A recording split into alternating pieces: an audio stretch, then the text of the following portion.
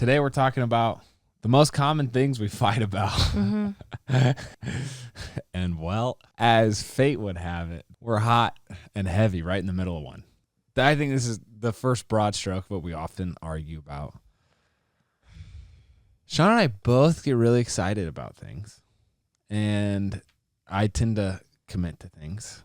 And when I commit to things, I'm a bad communicator. In the sense that, like, hey, it's 3 days from now and we could easily change the time for this, but I don't really communicate that. So and you book like 10 things in the same hour and you're like, it's fine. We can easily make all of them, and we can never make all of them. So we always look bad. Let's talk about Shawn's issues for a little bit now. Let's do it. I don't have any. I'm perfectionist. I have very high expectations, and I get very frustrated when we don't fulfill them.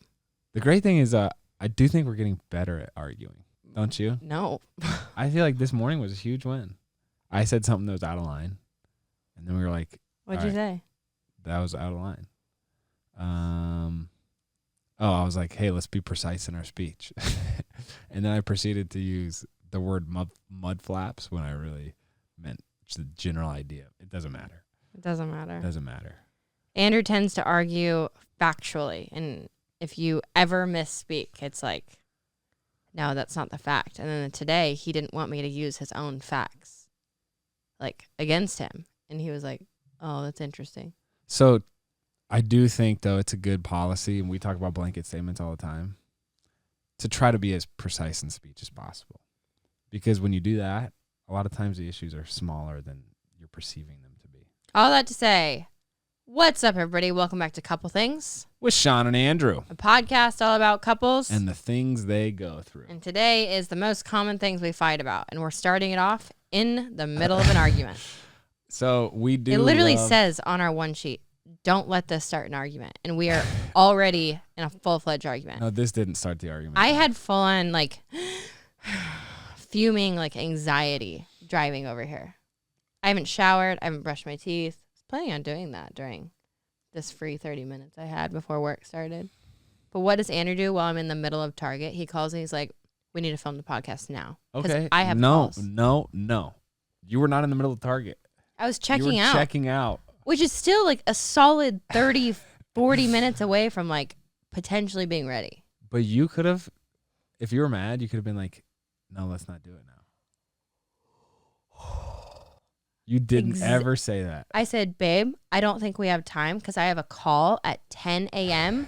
with someone who's very like important that I've already rescheduled on, and I can't change it. And you're like, I'm going to head to the studio now. I'll have it ready. We can do this in like 20 minutes. We've never done a podcast in less than an hour. Let's just say that. Well, let's talk about why you rescheduled the call already.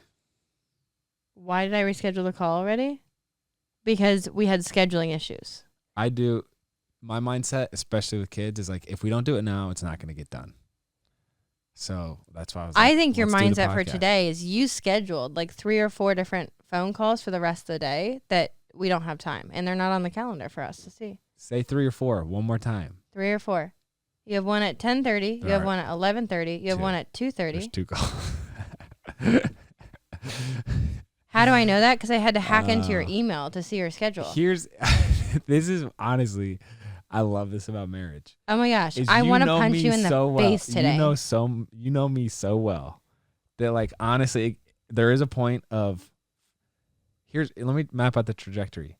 It's so fun getting to know Andrew. Yay, he's great. He's so spontaneous and like he loves to connect with people. And in the trajectory is like he's gonna change. I'm so hopeful and I'm so impressed by his ability to form like it's more. First frustration. Oh yeah. And then I'm like, oh, he's actually never gonna change. But then it's like, then you're just. I think it's an acceptance of, hey, this is Andrew, and honestly, I'm an idiot, and I am. We are gonna have a team meeting after this, a solid one, and we're gonna fix this. I would love to. You're going to give me access to your Google account. I and am it's self-aware. Pop up on my calendar. I'm self-aware of these issues that I have. Really? Yes. So why don't we fix them? We've never had a conversation like this. And honestly, recording this conversation is helpful to mitigating emotions. So thank you, podcasts, and all those listening. But we try to be open and honest with you in all the content. The one thing we are very reserved about is when Shawn and I have issues, we typically like to resolve them. One of our big rules is it has to be resolved before we share it, and this is not resolved. But that's because of the episode is themed. Boom. I actually had the thought as I was driving here from Target. Oh, and by the way, I had to stop by home to grab a shirt because I was wearing a winter sweater. And I had the thought, I was like, do you think he did this on purpose? I did. Because of today's episode? I didn't. No. It's ironic. It's purely coincidence, to be honest with you. Here's our one line that we wrote down. You can joke that hopefully this episode doesn't lead to an argument. But after 7 years of marriage, you have figured out a lot more about arguing. Which is true. And here's the important part that I've learned is if I view Shawn and I's relationship as being burdened by arguing, if that's the majority of how I view our relationship of like, oh man, anytime Shawn and I have conversations, it always ends in an argument. That's a losing mentality, to be honest with you. And that's not solid ground to stand on. But if I more take the mentality, and I think it is a perspective and an attitude that you adopt of my goal is to get to know Shawn as well as possible. Don't touch me. And Don't touch me right now. And to love her as best as I can and to strengthen our relationship as much as we can. Arguing is an essential part of that. It is an essential part of that. I know. If we're gonna round the bases and go to home and score a run, on that journey, inevitably there will be hiccups and obstacles. That's what it means to get to know somebody. So honestly, I'm being serious. We have I am being so serious right now. It's a perspective change of like, oh, this sucks. We argue all the time, which honestly, you are Miss Pouty Pants. So that's one of your issues. You kind of get pouty and you're like, I just feel like we're not on the same page. Do you know and it why? Doesn't bother me. Do you know why? When we're not on the same page, it doesn't bother me. Because you're Mr. Stubborn when it comes to apologies. What? Shawn Michelle. Yes. No. Here's an issue that we need to resolve. Not now. How does one properly apologize in our relationship? Because it's not by words. Your fault and say, I am sorry for this. No, it's not the and words. You're so stubborn about it. You're like, because you can't come to a place in an argument where you're like, I did this wrong. Not true. I 100% today on the schedule did it wrong. I am wrong this morning. Thank you. No, it's not enough for you. Stop touching me. It's not enough Stop for you. touching me. Shawn then circles back around and says, well, you didn't do the schedule wrong. And I'm like, all right, I apologize, bro. How do we move past this? You didn't do the schedule right. I did it wrong. Yeah, you said I didn't do it wrong. Who wants to get back on an argument here? Oh, my bad. I will say you are owning your ish very well right now. So thank you. And it's making it hard to be mad at you. However, in historical arguments, stop touching me. In historical arguments, you are so stubborn because like we'll go around an argument for a long time and he'll be like, yeah, but this, we'll bounce back and forth and we get very defensive. And I'm like, but I just need to hear you say it. I need to hear you say, I did this wrong. I'm sorry. And that is so hard for you sometimes. Okay. Yes, all right. You know what? I will Yes, accept that. To whatever extent this is true, I will accept that. All right.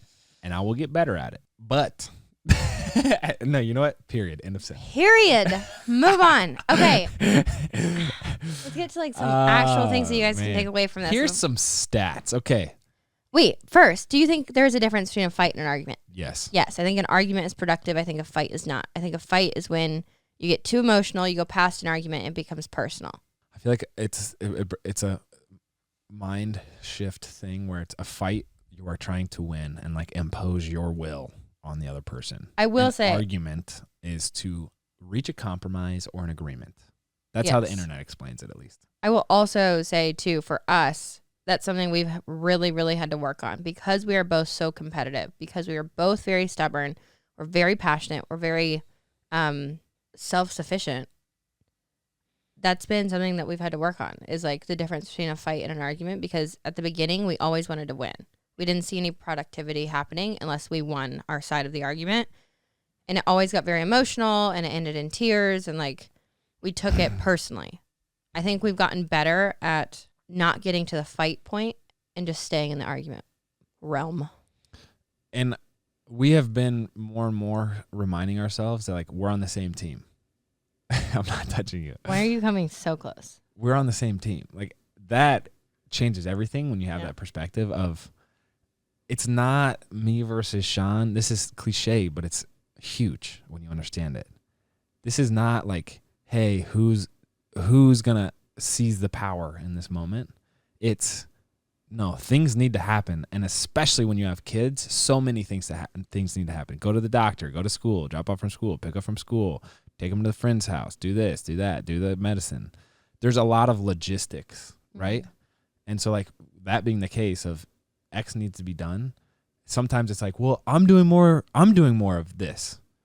And it feels like you're taking advantage of me. But it's like, no, we're on the same team. So like, how can we help each other out? And an important part of that is communicating like in a structured, organized, effective way that, Shawn, I don't think you're pulling your weight, and here's why. But it's not emotional. That doesn't come from a spur of the moment. When's the last time you felt that, Andrew? That was just purely hypothetical. Yeah. I promise, purely hypothetical. Careful with those words. I think hypotheticals. Yeah.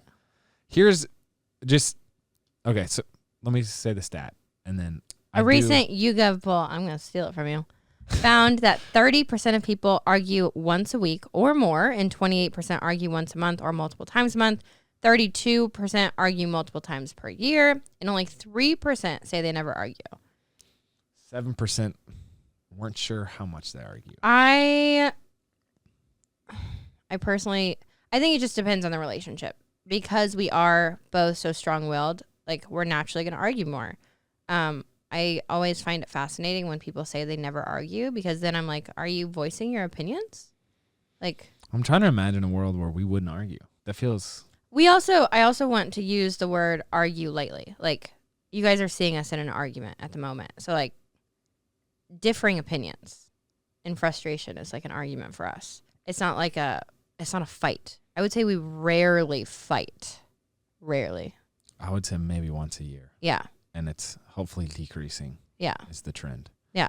I think I can count on one hand how many fights we've had. Maybe 3 stand out to me. 3. That's the number. Emotion, literally, we're both overcome by emotions. Yeah. And it becomes irrational, and it becomes defensive, and it becomes personal, everything. It's kind of hilarious to look back on. It's like, that is such a ridiculous situation. Yeah. But I will say something, we've spoken to a lot of marriage therapists, and we've had therapists on the show, and every single one of them is like, arguments are natural, and they're like healthy, and it's a part of life. So don't be like, what's the word? Discouraged? There we go. There I was going to say dejected. Who usually starts most of our arguments? Me. 100%.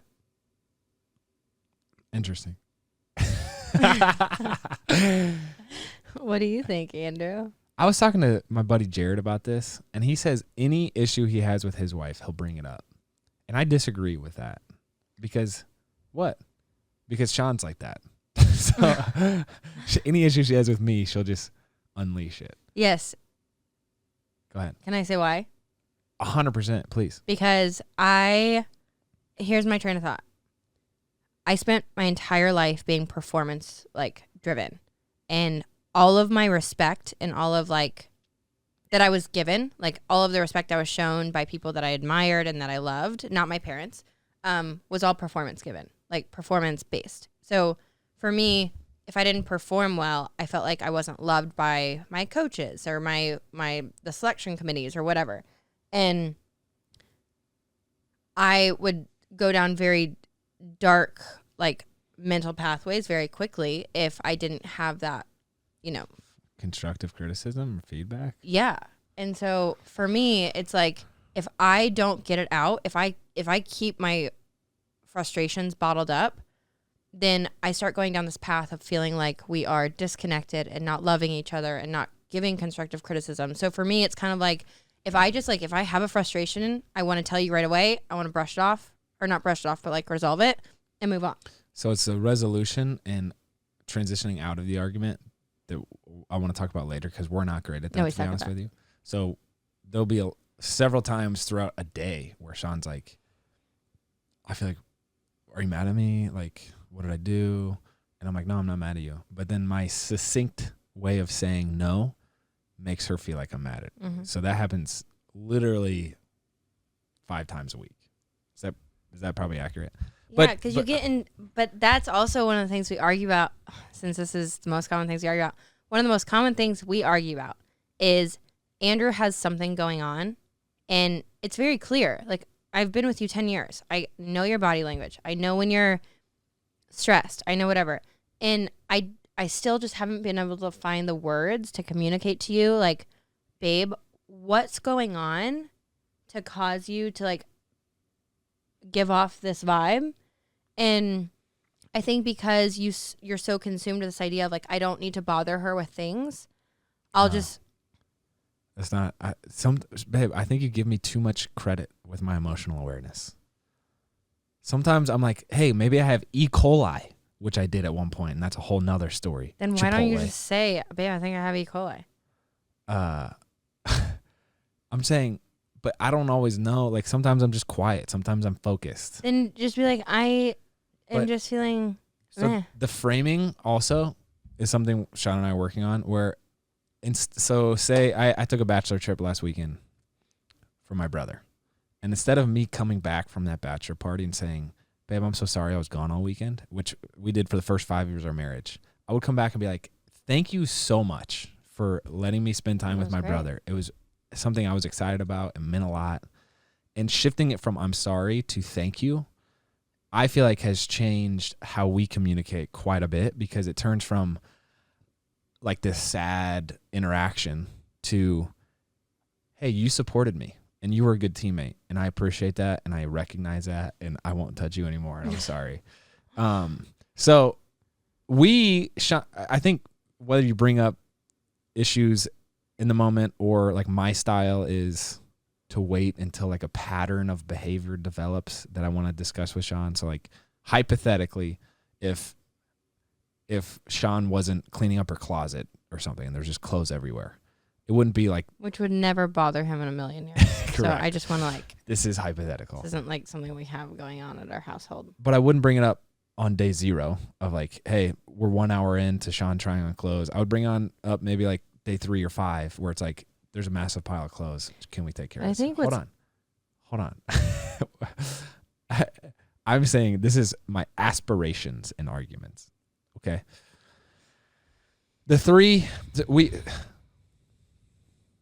So that's a stylistic difference. I don't think there's a right or wrong way. I know, but I think what's funny is like, that's exactly what I do, but you just see it as nitpicky. Like you think I just see something and I bring it up, where like I've been seeing it.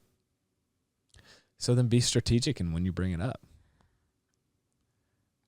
This is another thing we argue so about. Is like Andrew has this concept in his mind. Be strategic about when you bring it up. Like, make sure you approach me in the most. No, I said this one other time, and that was 2 days ago. I know, but like you always want it to be an intentional moment. Yeah. And no. But what's so hard is like, what's intentional for me might not be intentional for you, and I apologize, but I don't know that part of you well enough to be like, oh, this is obviously the perfect time for me to bring up X, Y, and Z. Like, That's I don't fair. know that. That's fair. And so when I do bring things up, you have to give me the benefit of the doubt that I feel like I'm reading the situation well enough that it seems like an appropriate time. Let's take a quick break to thank our sponsor for today, BetterHelp.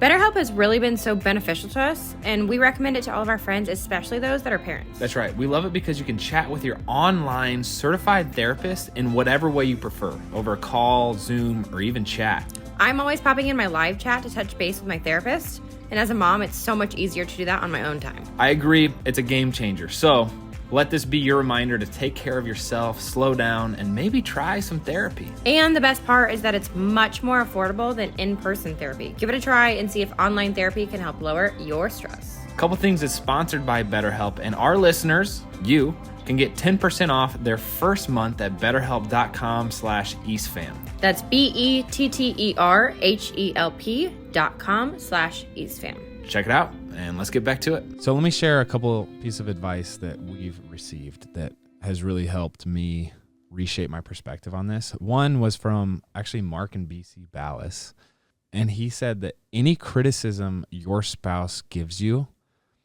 you should take to heart. Like, there's no one who has more of a front row seat to your life, your behaviors, your habits, Interesting. So you tend your to do. choices.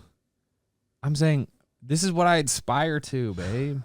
So, like, it's a responsibility for me to listen to what you're saying and think to myself, all right, that could be true. I don't want to believe it, but it's also responsibility. It is true. It's also responsibility on you to Use my words wisely. to use the words wisely, to make sure that you are able to distinguish what's a good habit, what's a bad habit, what needs to be brought up, what doesn't. Is this a stylistic difference? Is it not? And also, like, we're growing together, right? Yeah. So as we walk into parenting or as we walk into grandparenting or whatever, those things are going to change a little bit, right? So you have to grow yourself. So As that we you walk can into help grow me. grandparenting. Dude, I'm talking big picture. Another couple pieces of advice that we were given that we love is owning your percent. And that's just like What owning up to it. Like being the first person to step up and say, you know what, I did that wrong. That was me. Yeah. the great thing is there's always two sides to every story. But if Shawn says, hey, you didn't do this, I could be, she could only be 1% right, but I need to own that 1%, right? And be like, okay, yes. You have to be better about delivering it. That's something we're working on. Instead of being the first person to walk up and be like, you know what, you didn't do this right. You should be the first person to walk up and be like, you know what, 1% of this was on me. And don't even say 1%, but like in your mind, if you're like, I know I was part of that, be the first person to walk up and say, you know what, I did that wrong. I'm sorry. Because it opens the floor. Yeah. Of like, oh, hey, I actually did this wrong It opens too. the floor, you know? Yeah. For You're passionate about this. See, this is what I'm talking about. Transitioning. We got to get over it. In all seriousness. Yeah. The other thing is think about this. What's the highest possible situation? What's the highest possible percentage situation that I could have Shawn listen to a critique that I have and actually hear me? We do the monthly checkups because it's a time where we both understand, like, we walk into the conversation ready to receive feedback, which is not always the case. Like when I'm tired after a long day, I don't want to hear feedback all the time. And it's also a time where we put thought into, is there anything that happened over the past month that I would like to see changed from Shawn's side? Another phenomenal piece of advice that we were given. And this one we like actually had to practice doing firsthand, and we need to get better about continually doing it. But it was one of our first marriage therapy sessions after we were married. And she said 99% of the time when your spouse is talking and it's in an argument, instead of listening to what they have to say, you're already creating your defense. So you're actually not listening to them.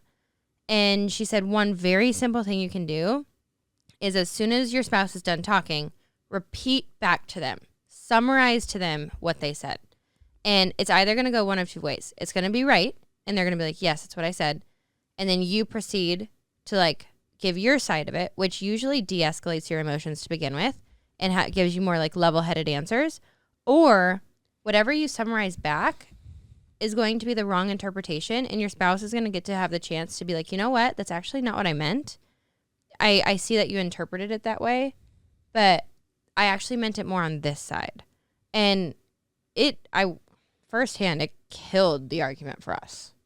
Like, it literally took any emotion out of it immediately, which was really cool. Yeah, because you just want to make sure that I know where you're coming from and I know your side of the story. Yeah, in both ways. The side effect of that, and this I would even categorize as a different point, is only one person should be griping at the moment. Like if it turns into, Andrew, you always put stuff on the calendar without telling me, and then I go, well, Shawn, you always show up late. Then it turns into a bickering match, and 0 good things happen. I show up late. 0 good things happen. So one person should be able to air out the beef.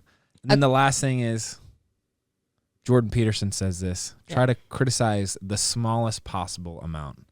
This goes back to what Andrew was saying about blanket statements. We use that term a lot. We say that was a blanket statement, whatever. A lot of times you can get very carried away with exaggerating what's going on and saying, oh, you never take out the trash.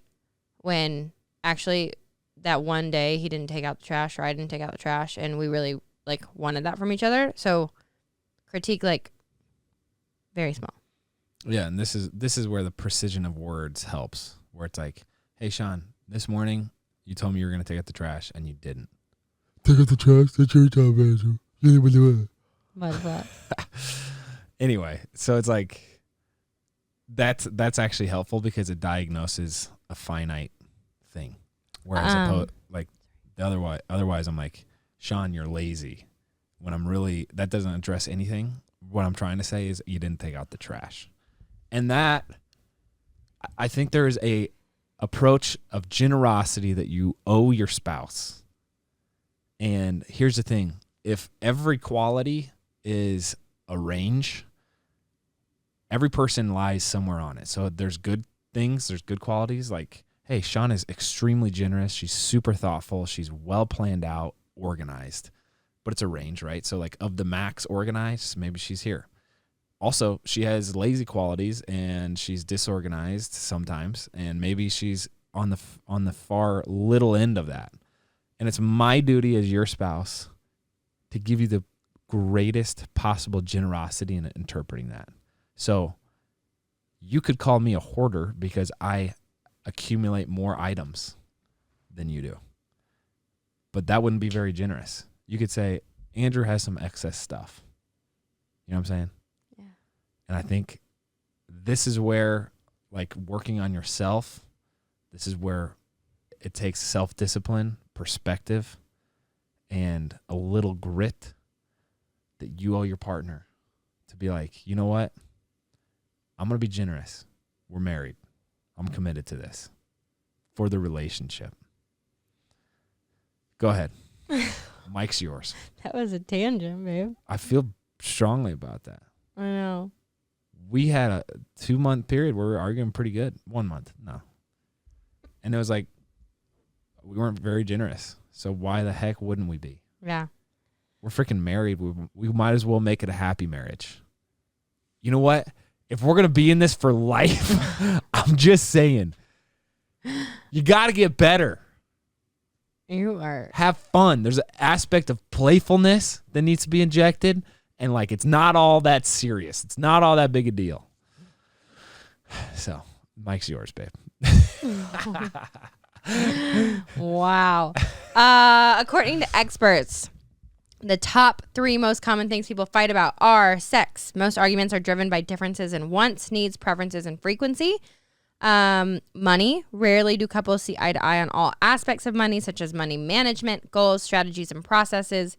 And then kids. Arguments about kids can happen before having them, while trying to have them, and commonly after they're born, especially like stylistically different, stylistic differences on like raising kids, disciplining children, everything like that. And I would say we fit into these categories. I don't think all of these are like our most common, but I do think they bring out the most vulnerable sides of you, like of both of us and of people, which usually causes defensiveness, arguments, fights. Yeah, it's so cliche of us to just talk about sex, money, and kids. Basic marriage problems here. What? Dogs would be the other thing. Yeah, we did. We don't fight about the dog really anymore. No. Because we had kids to take over that. But we fought about dogs a lot. That was probably our number one argument before we got married. It was about Nash. In the sense that, like, how to raise them, how to treat them. Needs, yeah. The other common things couples fight about are divisions of labor, Mm-hmm. in-laws, Yep. timing of life events, such as when to have kids, quality of time together, pet peeves, jealousy, friends, communication, work, control, and politics. AKA everything. I Interesting. actually had the thought when we were writing these out, whether to list what people commonly fight about, because I don't want you to sit there and think, oh, well, whatever me and my significant other fight about isn't on that list, and that's not normal. Like, arguing about anything is normal. I feel like we're still kind of in the power struggle phase, right on the cusp of the acceptance phase of marriage, where money. Did you read this in a book, or is this your own list of phases of life? I aggregated these. You came up with these. So money is still kind of a power struggle thing. We don't necessarily see eye to eye on that. There's always going to be one person that is more the saver, one person that is more freely spending money. And what an interesting... Depends on how you look at it. What? It just depends on how you look at it. I'll let you guys decide who you think is more of the saver and more of the spender in our family.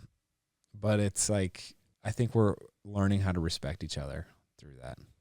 Yeah, but I think to a certain extent, we have differing opinions on the phases of life and the phases of marriage that you've spelled out before, because I don't believe the power struggle phase is like a phase of, I don't think you go through a power struggle phase and to find out who holds the power in the relationship. No, not at all. So like the acceptance phase isn't like, oh, I'm just going to accept that, you know, I don't have any power or authority in this category. Correct.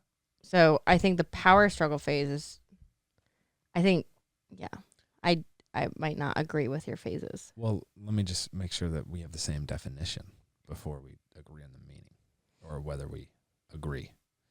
So I view acceptance as this is Shawn's style and doesn't need to be changed. Yeah. Because there are stylistic differences. For sure. That don't need to be changed. For sure. So, like, if you don't like how I drive, like maybe I pump the brakes too hard, probably a stylistic thing. Like, I'll try to change that because I don't have buy-in to that. But as long as it's, like, safe, in the realm of safe, then there are some things that don't need changing. And that so is something we argue about a lot. And it's just like, okay, well, that's fine. I accept that Shawn pumps the brakes too hard. Yeah. I just think the difference in like opinions here on the phase is, I think it could be very easy for you to say, oh, I just know we're in the power struggle phase. We're not going to see eye to eye. But coming up next is the acceptance phase. And that's just going to be like the easier side of life because we're going to be very accepting of each other and like all characteristics. When I personally believe that marriage is a journey that kind of continues forever. And I don't think you're ever going to come to a point where you're just like, oh, living in bliss, because that's not who we are. I don't think either of us, and that's why we married each other, are so just like peacefully go with the flow, walk around accepting of the world. Like we love it and we're very like accepting that way, not non-judgmental. But you and I married each other because we're so stubborn. And we love that we push each other, and we love that we like philosophically debate things, and that we constantly have differing opinions. We love the challenge. And so I just want to challenge you within that argument of, don't ever sit there and say like, oh, we're on the cusp of acceptance and we're just going to like ride out to the sunset and be accepting of each other. Yeah, we're accepting of each other, but every day of our life, we're going to be debating each other because it's just who we are. Yes. So but that's what I had to say on But that. at what point are you like, oh, these are Andrew's quirks that I want changed versus I love Andrew and how he drives. Which is a vice hypothetical. versa. Yeah, 100%. But it goes both ways. That's what I'm saying. Like I I don't think there is a world in which we hit 70 and you're like, I just love every single aspect of Shawn, good or bad, and I'm not going to challenge them. That's just not you. I think we have differing opinions on what the acceptance phase is. Yeah. I agree. I don't ever see us living in peace and tranquility. Never. Andrew, to give you an example of like this tiny argument that we've had and we continue to have. No, what is this, driving? No. Okay. Last night we were playing basketball and I was like passing the ball to Andrew aggressively. And he's like, can you just like pass it to me nicely? And I was like, you know what? No, you didn't marry a delicate flower and you didn't choose one. You don't want that. Shawn was literally hucking the ball at me. And I'm 5 yards away. And you love it. If I were to like no, it's fine. Nicely toss it to you every I'm fine. time, I could. You would be like, give it some oomph. You don't like delicate girls. That's why you chose. But you were me. really offended when I asked you to pass the ball delicately. It last wasn't. night, It dude. wasn't. I It's wasn't not like that deep offended. for me. It's not that deep for It me, is. dude. It is. Because every once in a while, you'll ask me You're to hilarious, dude. You're like took it personally. Oh, he wants me to be like a ballerina. No, I want you to freaking pass the ball a little lighter. No, you don't. I'm You not asking you to wouldn't enjoy change that. anything else. I'm not asking you to like lose your muscle and strength. No, I just know you wouldn't like that. So if I start being some delicate little thing, you're going to be like, man. where's your like power and oomph there? Okay, so Do we go to bed angry in an argument? If we're in an argument. I don't honestly think we have a stance on this. I think it depends on the argument. I think it depends on our mindset. I would be the one to say no. I do not like going to bed feeling like we're in an argument that goes to that performance like driven or performance reliant love that I kind of struggle with. I feel like if I'm not on good terms, then I'm not loved. And that's a personal thing that I have to work through. But so if we ever go to bed angry or in an argument, I feel like I'm like losing that relationship, which is hard. But that's a personal thing. We have gone to bed in arguments before and like resurfaced it the next day. yeah, sometimes time does help. I think it's important to say, hey, we'll revisit this in the morning. Let's just like pause right now. Because sometimes emotions can get out of whack. Let's see. The premarital counseling, I feel like, was huge for us in learning how to argue, like just understanding Shawn's code and programming a little bit to see what she's going to be inclined to be like. So our premarital counselor had us do all the personality tests, and then he sat down with us and like literally just had one-on-one conversations with the other in the room. Mm-hmm. And it was like so interesting to see. He's like, Shawn, what you really want is like love and acceptance. That's all I want, babe. Which is great. What I want is respect, Yep. bro. So That's literally us. honestly, yeah. I think that's maybe par for the course between husband and wife. But knowing that I need to protect that about Shawn, but still be able to bring up grievances when I have them, helped me delineate things. Let's run through these last ones, just kind of summarizing, because I think you've gotten a good gist of our arguments. But do we get in arguments at like more during certain times of the day? Yes. We always, our arguments always tend to happen late at night after the kids have gone down. And that's usually because we're tired, we're hungry, we're overwhelmed, or like whatever. And we just want love from one another. But we haven't had the chance to kind of work through issues from the day or the week. And it's just like, it's the only time we get with one another. So I would say it's usually when arguments happen, and we try our best not to let that happen anymore, but that's usually the time of day. And when do we feel like we've argued the most? Dating, engaged, first married, after kids. It's been pretty consistent, don't you think? Yeah. I think our most passionate arguments have come after kids. And the least contained. At least, yeah. So fights, more fights. More fights have after come kids. out. Of the 3 we've had, 2 of them have come after kids. And I think that's just because, one, we're more tired, and two, we're more passionate now. So before you have kids, everything can kind of be like, oh, just brush it off. But with your children, it's your children. And there's like a sense of passion there that is very hard to come down from. Do you enjoy conflict or try to avoid it? I try to avoid it. Probably same. Yeah. Conflict. Yeah. Some people enjoy it. Or some people are more wired to it. I will say you enjoy debate, which Yeah. can lead to conflict. Easy. Yes. And then our thoughts on agree to disagree versus finding a compromise. Oh yeah. Wow. Where would you find yourself here? You can't always agree to disagree. Like there's some things like, are we going to spend this money or not?